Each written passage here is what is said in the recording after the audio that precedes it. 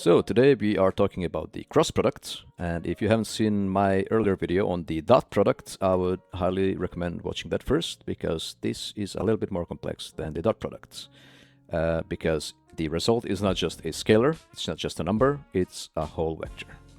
So let's say we have vectors a and b, and let's say they are on the x-axis, b is on the y-axis, and then we have the z-axis as well. So we want to know what is a cross b. We mark it like so, and that would be the magnitude of a times the magnitude of b times sine of the angle between them. Now these two are at a right angle, so this is just going to be 1. And since we are usually working with unit vectors in game dev, let's say both of these have magnitude of 1, so then it's just 1 times 1 times 1, which gives us 1. Now remember, the cross product also has a direction, right? This is just the magnitude of the cross product, but we need also the direction. And the direction of the cross product is perpendicular to the plane between A and B. So in this case, it's going to be the z-axis, which means it's going to either be facing this direction or this direction with a magnitude of 1. So how do we find out which direction it is pointing at? Well, there's something called a right-hand rule. If you take your right fist and put it against the screen and make it so that your fingers bend from the direction of A towards B, you should end up with your thumb pointing this way. And if you try doing it vice versa, so that your fingers bend from B towards A, then your thumb is going to be facing away from us, right? So that's how we get the direction. In this case, let's say this is the positive z-axis, A cross B. The thumb is going to be facing this direction. So this is our cross product. So it will be 0, 0, minus 1. This all looks a bit sketchy, but let's open the game engine and I'll show you some quick examples. So this is our first example in the game engine. So here we have two vectors. I'm just going to offset them a little bit at a 90-degree angle. And if you check the console down here, we are printing the magnitude of the cross product. So you can see when they're at a 90-degree angle, the magnitude is 1. It's at its peak, at its maximum, when these two are at a 90-degree angle, right? Because the sine of 90 is 1. And then if I align them exactly the same, then magnitude drops down to 0. And how do we get the direction of the right arrow? Well, remember the right-hand rule. So position your right hand in front of the screen and make your fingers bend from red towards blue. And you will see your thumb ends up pointing upwards. And if I do it vice versa, you kind of have to flip your hand upside down and once again make your fingers bend from red to blue, and you will see your thumb now points in the down direction.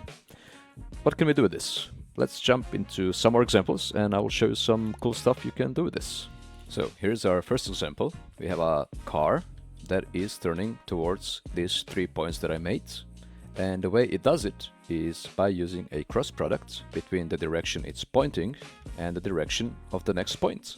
And as long as they are not aligned, the cross product is going to have a value greater than 0, and it could be minus or plus, and using those we can decide whether we want to turn left or we want to turn right. So let's say we have our car here pointing in this direction, and we have our next point a bit to the right of the car, and there's a vector, let's call it b. So if you do cross product a to b using the right hand rule, we can see that the dot product is going to be facing this direction, which means we can use that information to turn the car right. And once these points are aligned, so once this kind of comes over here, then the cross product is going to be 0. In which case we're not going to be turning left or right. And since this car can only turn left or right, it cannot go, up or down. We are only interested in the y component of this dot product, right? So only the y component is going to be changing its direction and magnitude. So in the code, we just calculate the cross product between the direction of the car and the next point, and then return that vector back here. And then we only use the y component to rotate the car around its vertical axis. So that's what it does, and as you can see, it's simple and effective, and it does the job. So let's jump into the next example and see what else we can do. So here's the next example. We have a little turret here that points its barrel straight to our face. So you see, if I go closer, it's gonna pitch up, If I walk further away, it's gonna start pitching down, and if I walk around it, it's gonna be yawing left to right to end up pointing exactly towards our camera. So let's say we have our player here, and then we have our turret standing like so, and let's say it's facing that direction. I'm just gonna draw some axes here. So this is its local z-axis in Godot, so it's forward axis. Then it has its x-axis, sides, and then its vertical y-axis. So we are interested in knowing the cross product between its forward-facing axis, which is here. I'm just gonna take a different color. So between this and where the camera is. And if you remember the right-hand rule again, if you try to kind of bend your fingers from this is vector A and this is vector B, then you will see that our cross product is gonna be facing something like this. And from there, we can extract the information that we need for yawing and pitching.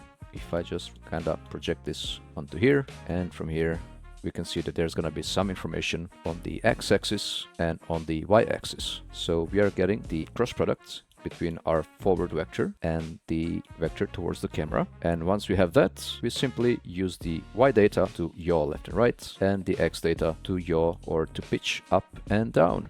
So here's the final example, which is also my favorite because it's very dynamic.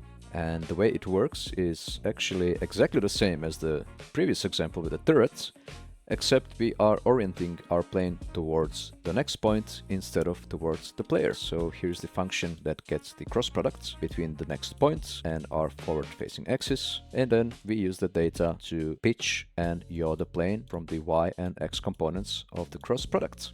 I could maybe put a few more planes here to get like a cooler example, and you will see they all go towards the next point and eventually end up flying in a nice formation. So hopefully you now get a better idea of what a cross product is and how you can use it.